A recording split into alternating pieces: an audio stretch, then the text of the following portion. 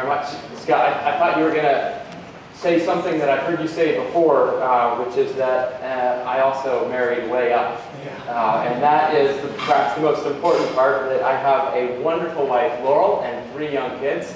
And as I was preparing for this, I got to tell my wife, Laurel, that I was going to get to speak at the Accord Summit this year.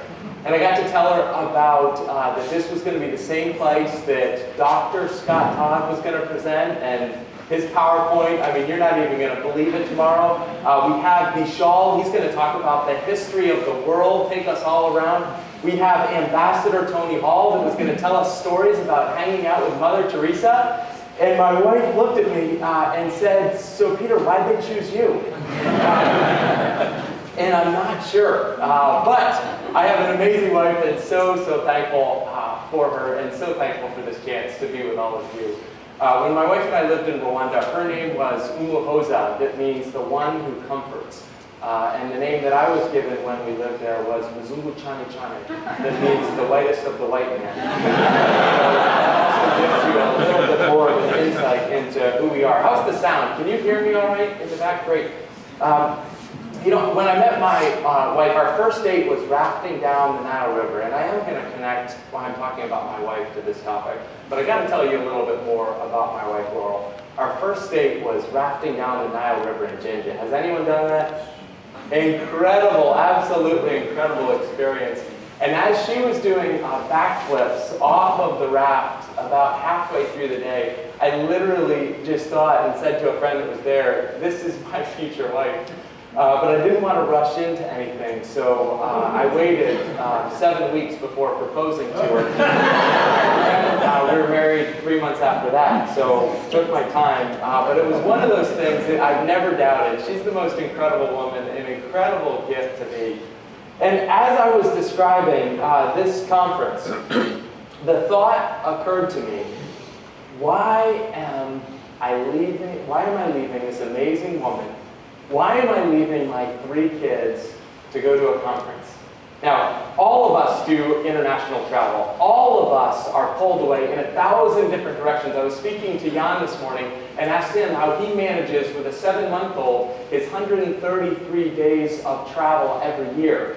And his response was, "It's horrible, I hate it."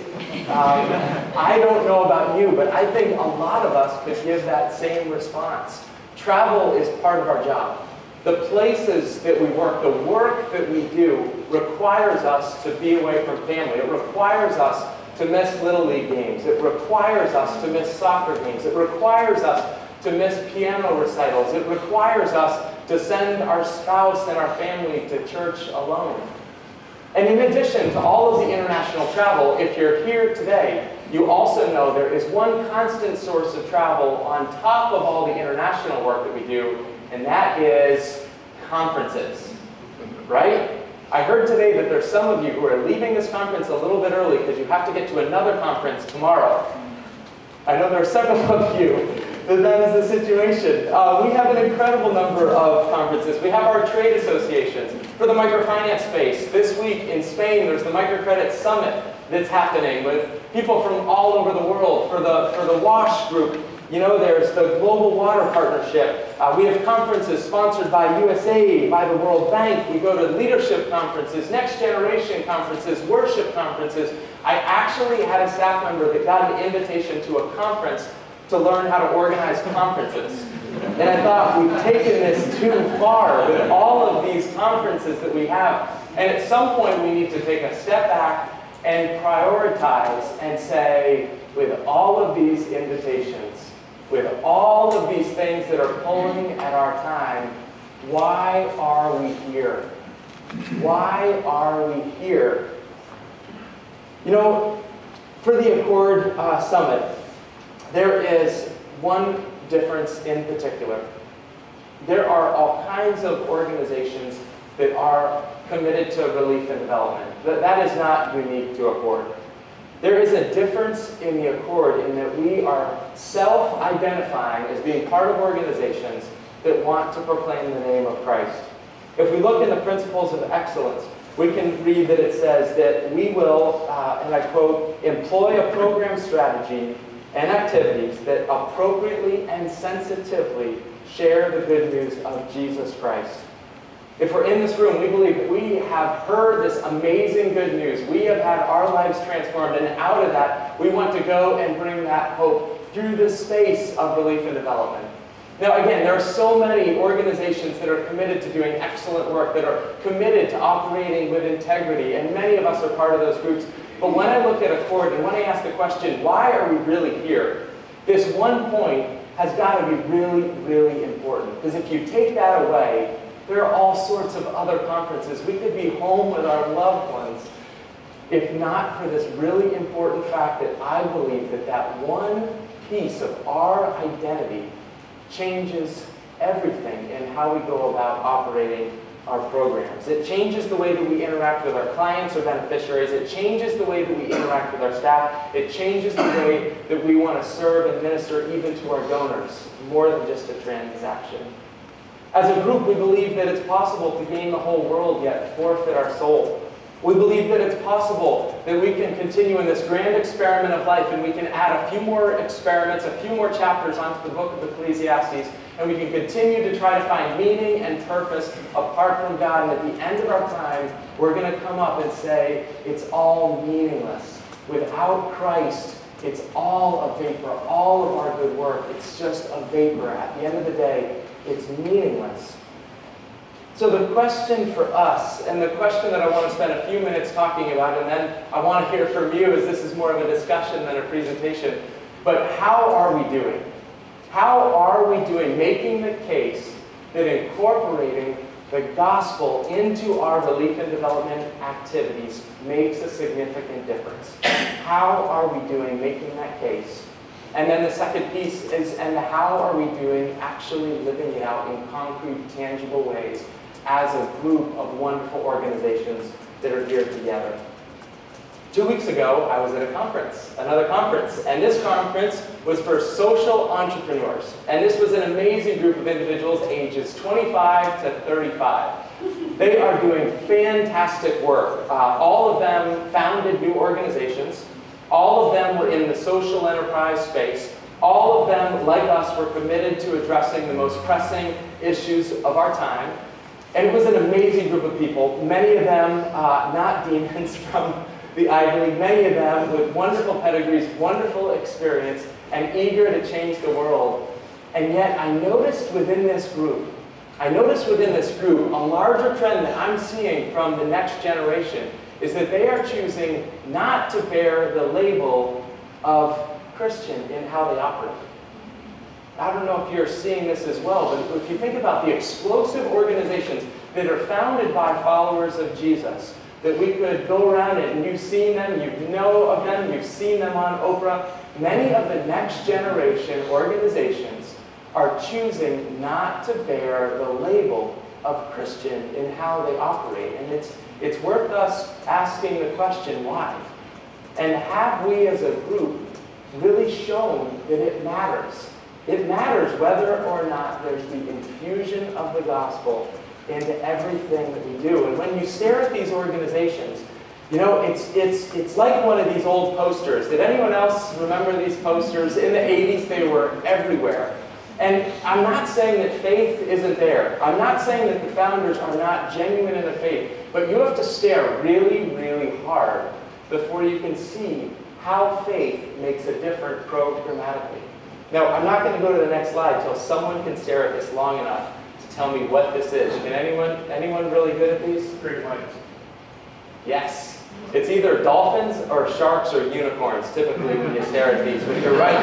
There's a great white that you'll see if you stare at it long enough. And so the question is, how long should we have to stare at organizations before we see a difference? Or maybe it's like, where's Waldo? We're going to have to stare at it for a long time to figure out where is our faith and how does it make a difference.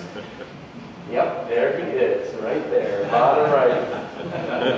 And I have to say that with the next generation, many of whom are in this room, when I have the chance to talk to organizations around the country, when I have the opportunity to talk to individuals that have been touched and say, I've got to combine my faith with social action. I want a living faith that makes sense in the midst of the incredible needs around our world. The question, though, is, have we done a good job showing the importance of the interconnectedness between our faith and the programs, the innovative programs that we're doing around the world? And what I want to do is, again, to go back to this principle of excellence that is part of this group and to say, it does matter.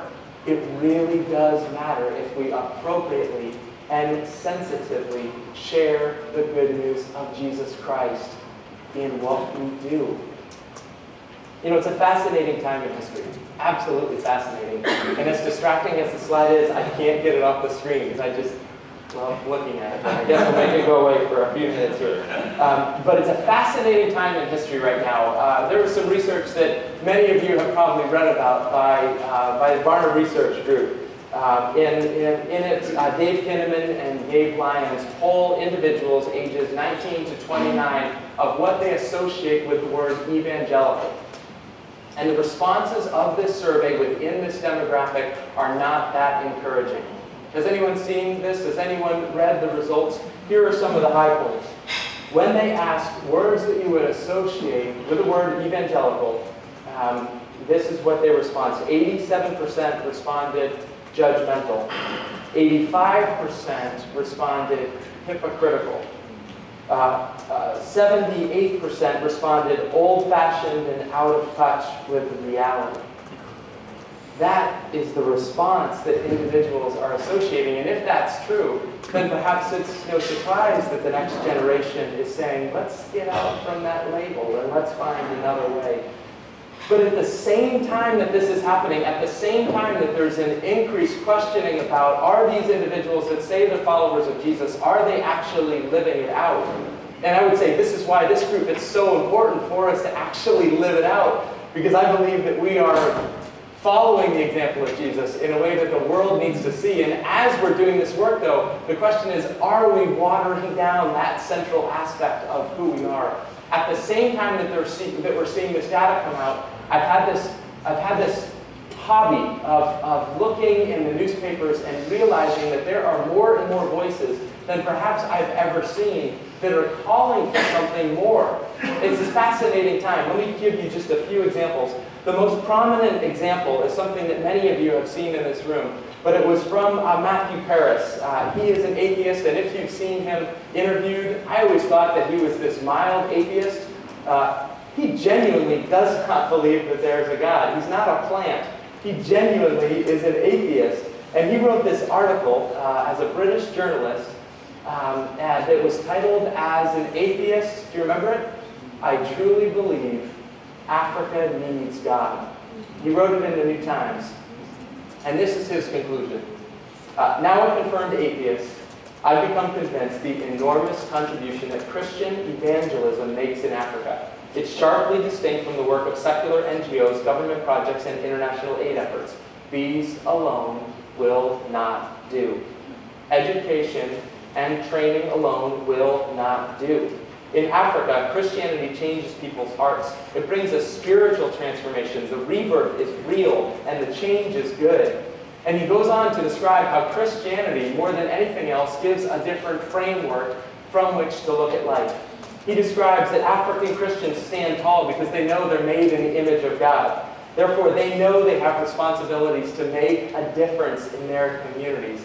It is a thoughtful article that understands that the infusion of the gospel literally makes an impact in the programs that training and education and good humanitarian work alone is simply incapable of doing. Second example is one of the most prominent rabbis. And following the riots in London, Britain's chief rabbi, Jonathan Sacks, he wrote in the Wall Street Journal another fascinating article about the importance of religion and social order and creating a flourishing society. And in it he says, much can and much must be done by governments, but they cannot of themselves change lives. Governments cannot make marriages or turn feckless individuals into responsible citizens. That needs another kind of change agent. Alexis de Tocqueville saw it then. Robert Putnam is saying it now. It needs religion, not as doctrine, but as shaper of behavior, a tutor in morality, an ongoing seminar in self-restraint and the pursuit of the common good. An incredible article recognizing what happens when we try to take the moral foundation of a society out and try to build a secular foundation without the moral underpinnings. He's calling us to say, don't forget morality, faith, spirituality. They matter in how society is shaped. Communist Party member, this was written about by Harvard historian Niall Ferguson. He says, at first we thought your economic development was your guns. Then we thought it was your political system, democracy. Then we said it was your economic system, capitalism. But for the last 20 years, we have known that it was your religion. Lastly, New York Times columnist Nicholas Kristof, after taking a trip to the Republic of Congo in 2010, had this to say: there's an ugly secret of global poverty, one rarely acknowledged by aid groups or UN reports. It's a blunt truth that is politically incorrect, heartbreaking, frustrating, and ubiquitous. It's that if the poorest families spend as much money educating their children as they do on wine, cigarettes, and prostitutes, their children's prospects would be transformed. Much suffering is caused not only by low incomes, but also by short-sighted private spending decisions by heads of households. He recognized there's something different, and if you want to change a society, you've got to go more, you've got to do deeper than just provide more programs for individuals. You have to have heart change. And this is where Nicholas Kristof, this is where a communist in China, this is where an atheist in London all identify the problem, but have a really hard time articulating the solution. People who look seriously at economic development recognize the critical importance of something deeper. These individuals are doing our job for us. These individuals are making the case for why what we're doing here matters. I find it ironic that individuals like those four are prominently calling for something that they're not quite sure where to get the answer. And yet within next generation followers of Jesus, there's this reluctance to recognize that we have the answer to those deeper issues. The gospel of Jesus Christ makes all the difference. It's not just about economic change. It's not just about giving individuals more food. It's not just about helping individuals help themselves. There are deeper needs that the gospel of Jesus Christ has the unique ability to meet. And that's why I love the prospect of being here at the Accord Summit and asking a question: how do we actually do it? How do we actually incorporate that into the principles of excellence that we all are working on? I think the greatest need that we have right now is not just to be reminded of the importance. I think we know that. I think the greater need that we face is the question of, so how do we actually do it? And we can point to 100 different reasons of why we shouldn't try to incorporate the gospel. We can give 100 different reasons. There are contextual reasons. This has been abused in the past. There are laws that promote, that make it difficult. There's funding issues of where we get our funding from. There are 100 different reasons. And so what I think we do is we have this belief that stays in the back of our minds that I see the danger if we don't find a way of actually taking these beliefs and translating them into actions as organizations. We, in a very short amount of time, are going to be getting together, and this is going to be a waste of our time. It's going to be exactly the same as every other conference that's happening this week in the relief and development space. And I think if we do that, we miss the power that we have that no other group of organizations has by infusing the gospel of Jesus Christ into our operations. Now, if you don't kind of believe me that in a short amount of time it's possible to move away from this, from having intentions to do it, to finding it very difficult to spot, I've been really interested in a book that probably was the best book that I read this year, and it's the story of VeggieTales. Does anyone have young children that watches VeggieTales? All right, so you know, right at the beginning of the song, if you like to talk to tomatoes. If you like to waltz with potatoes, up and down the produce aisle, we got a show for you. That was probably the most fun that I've ever had at a conference. And so this book, the book is titled Me, Myself, and Bob. And if you think of any organization that shouldn't have mission drift, it's probably a company that is centered around infusing the gospel through a tomato and a cucumber, right? You think about an organization that is central on that. And yet, in this book, Me, Myself, and Bob, that I highly recommend to all of you, Phil Vischer, the founder of Big Idea, the parent company of VeggieTales, says that he had his whole team, and he had a consultant that came in, and he said, I'm gonna state why we exist as an organization. And so he starts explaining the company's Christian mission, and this is what it says on page 223. He says, I am a Christian, and I believe the Bible exclusively holds the truth about our standing before God and the path to restore our relationship with Him. I want to share that truth with our culture. That is, at the end of the day, what Big Idea is all about. He created this company to give biblical truths and an alternative to Saturday morning programming and infuse these little vegetables with messages of hope and the Bible to next generation. And then at this moment, he says, most of my executives nodded along appreciatively. Then my president, the ex-Jack Welch fellow, he doesn't have nice things to say about Jack Welch, who had by now been running Big Idea for 2 years, he spoke up. If that's what this company is all about, I need to opt out. This is the president of VeggieTales, who says, if you're about spiritual transformation, then I'm out. Fascinating. You don't just have to look at VeggieTales. There have been some wonderful work that's been done looking at Harvard University. Harvard initially had the statement that they existed to plainly instruct and consider well the main end of your life in studies, and that is to know God and Jesus Christ. That's from the original mission statement of Harvard University. The athletic group, the Young Men's Christian Association, that perhaps many of us go to go swimming, they changed their name to the Y because they didn't like that whole Christian part as their identity and had moved away. Barclays Bank was founded as an organization to create honorable employment and beneficial businesses that honors God. That sure sounds a lot like some of what we do in this room. And yet all of them, when you go today, it becomes very difficult to see how those original intentions are actually being lived out operationally today. I give those examples from vegetables, from a school, from a bank, to say that there is a powerful force at work to pull us away from that. And it's a whole lot easier to go away than it is to come back and keep this aspect. And yet again, I believe that if we lose that aspect of our identity, we lose our reason for being, and we lose the power of transformation that's found through the gospel of Jesus Christ. But this is where I believe we need each other. This is where I believe that we need a cord. Because I don't think the problem is just believing this. I think the problem is figuring out how we actually do it.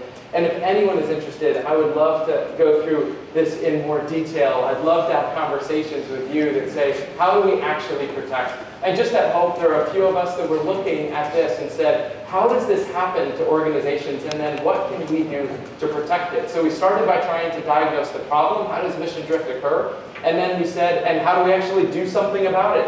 And this, in terms of broad categories, is what I believe can happen. And these are the aspects that I believe that we need to address. The first thing is, I think, that the quote that I hear a lot from even myself when I think about the last few years working at Hope is, look at our growth.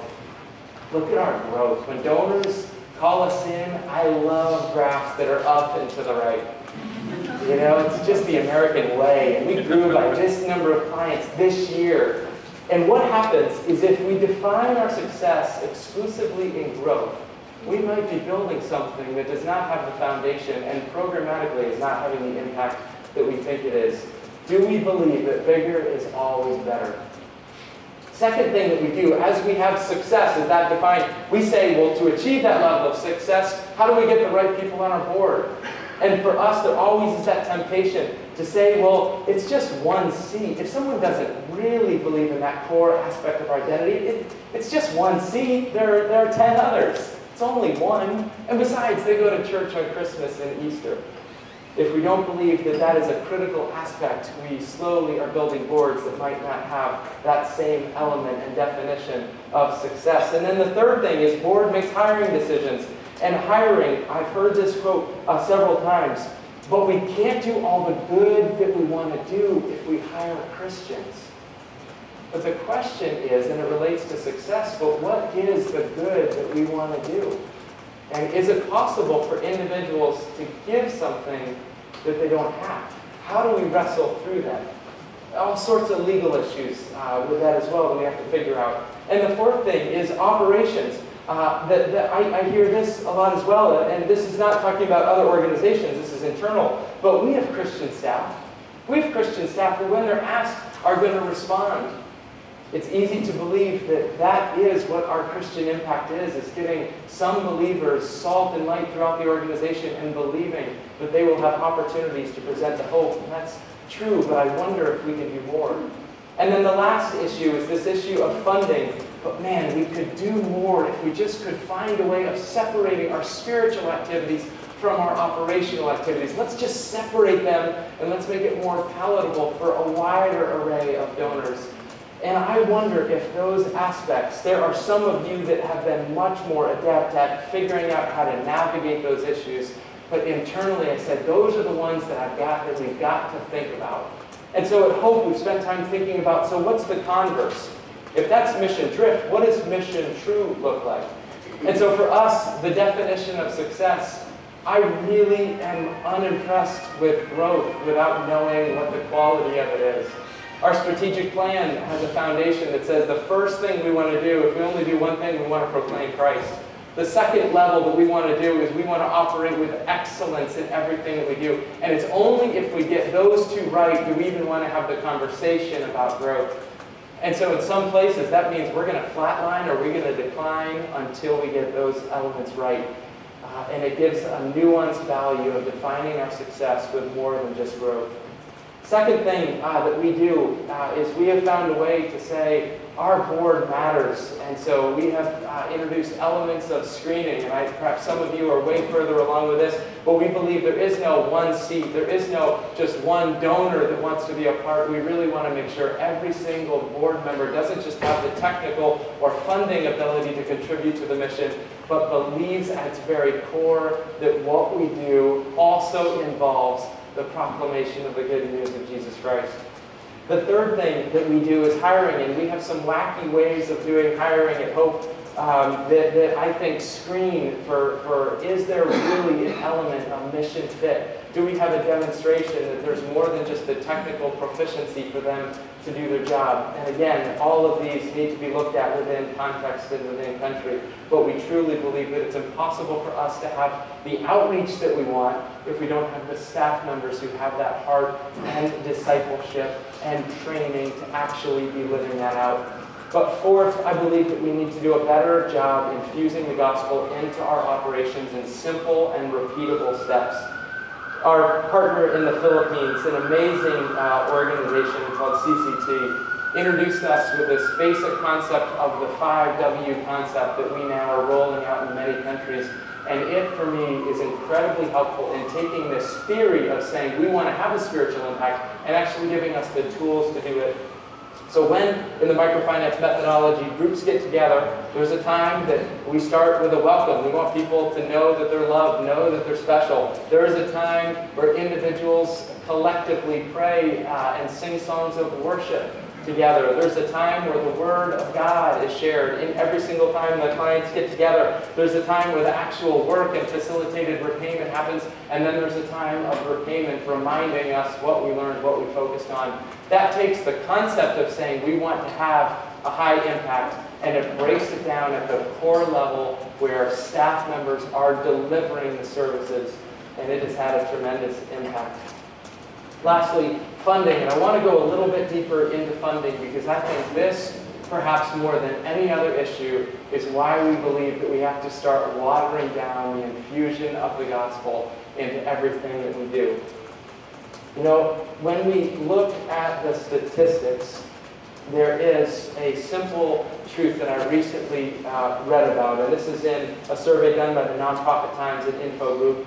And what they said is that people who give to a religious group are almost 3 times more likely to give to other charities than those who do not give to religion.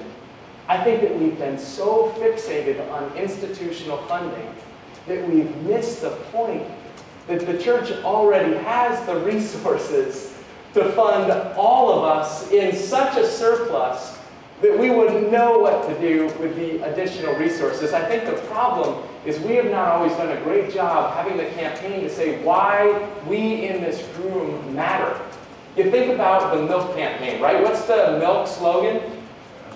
Got milk. What's the pork campaign? The other white meat. What's the egg campaign?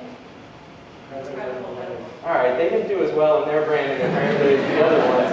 But there is this incredible ability that as trade associations, they said, we've got to change public perception.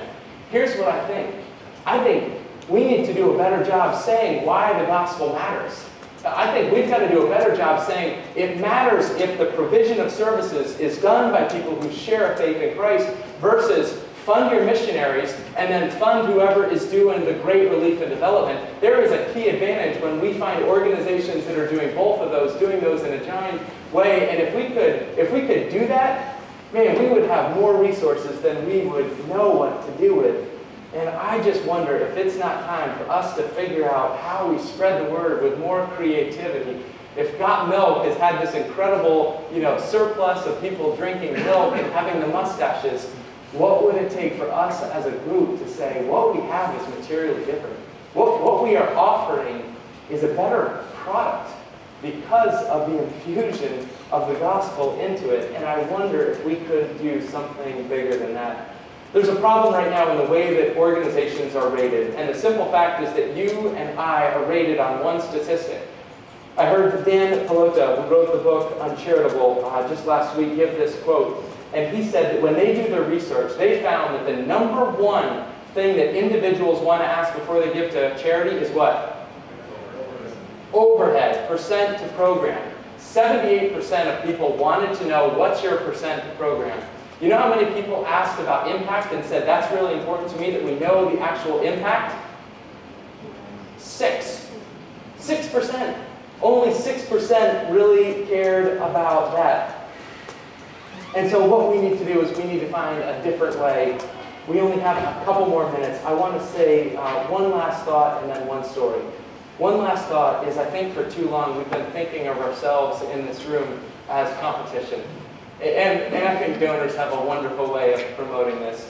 I would love to do a fundraiser at Caesar's Palace in Las Vegas that pits Wes Stafford against Rich Stearns in a fight to the death. We love to have our donors talk about Hope International or Opportunity International. We love Living Water versus Healing Water. We love Compassion International versus World Vision. We love, this is my favorite, World Relief versus Christian Reformed World Relief Commission. We love competition, and we love to see it as a zero-fund game, and let's make sure we're building ourselves up by saying that, we do it better. The problem is not us comparing ourselves with others in this room. The problem is us collectively saying we're doing something different than anyone else who is in the space of relief and development, and the statistics do that in an amazing way. Just looking at the microfinance space, you heard the stats of the individuals around the world. The microfinance movement collectively is meeting around 200 million entrepreneurs.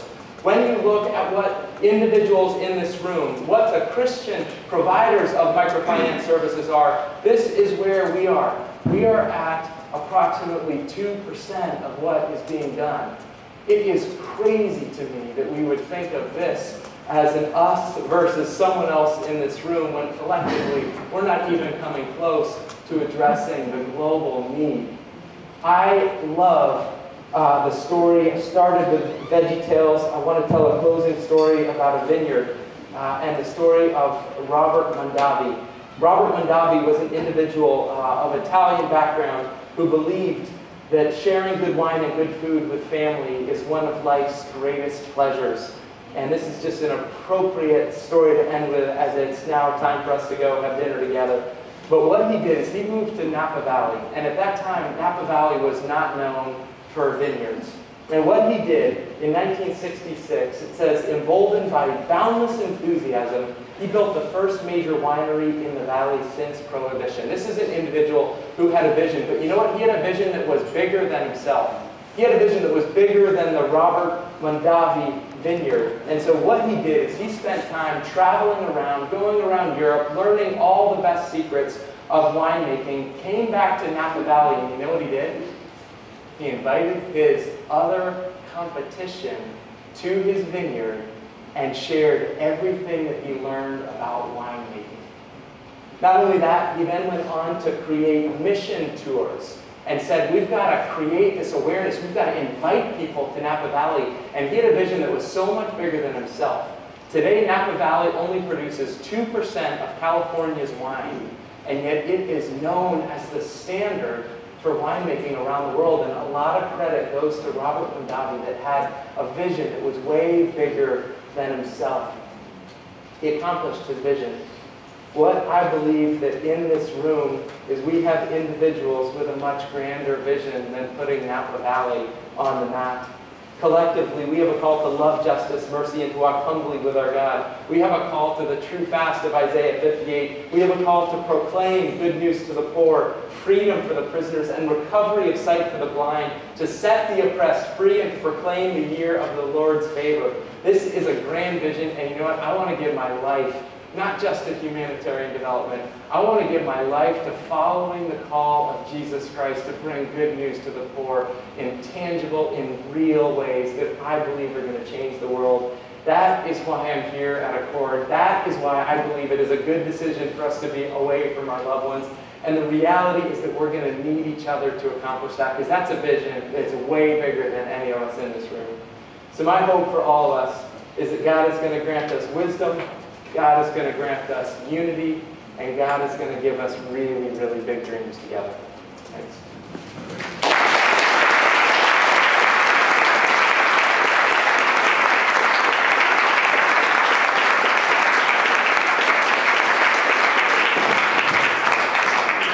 Our time is short, but I think we have time for a question or two for Peter. If anybody has a question?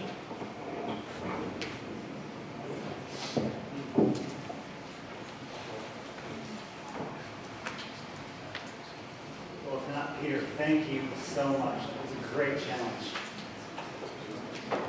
I want you to, Peter's books for sale. Do you have a question? Galen, yes.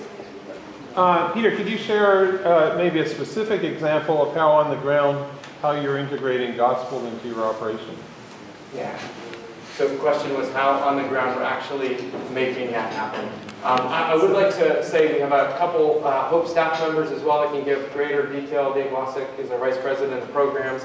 Matthew Ors is our Director of Spiritual Integration, and love for anyone who's interested to connect with them. But at its core level, Gail, I really think just the 5W framework breaks it down at its core level that says when a loan officer shows up, before the model was disciple that individual, train that individual, and believe that they're going to have an impact.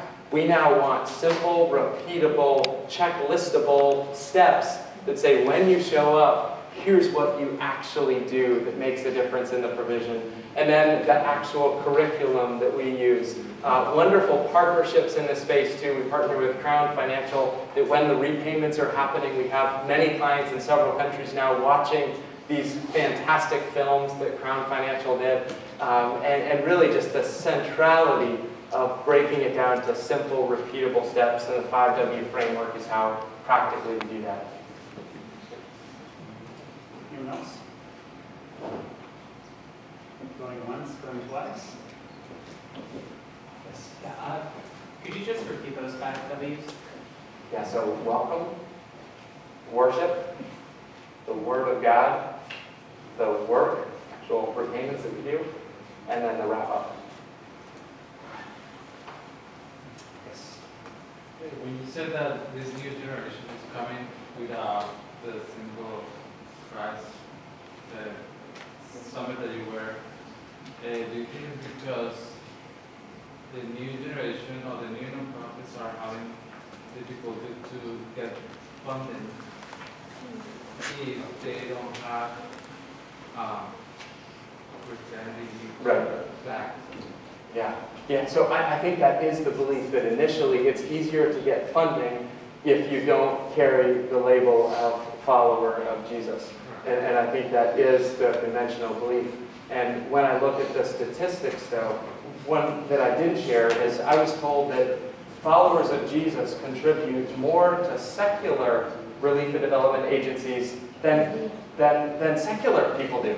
So I think we just need to redirect and do a better job showing why it matters. And then I just fundamentally don't believe that resources should be the problem. I think that is why individuals see that, believe that, but I just don't believe it actually is true if we could do a better job telling the big story of why what we are doing in this room is different than everyone else who's doing just relief and development. Final question, Andy? Peter, how are you experiencing this in non-Christian contexts, like maybe Bangladesh or something like that? Yeah, my apologies for the CRWRC comments anyway.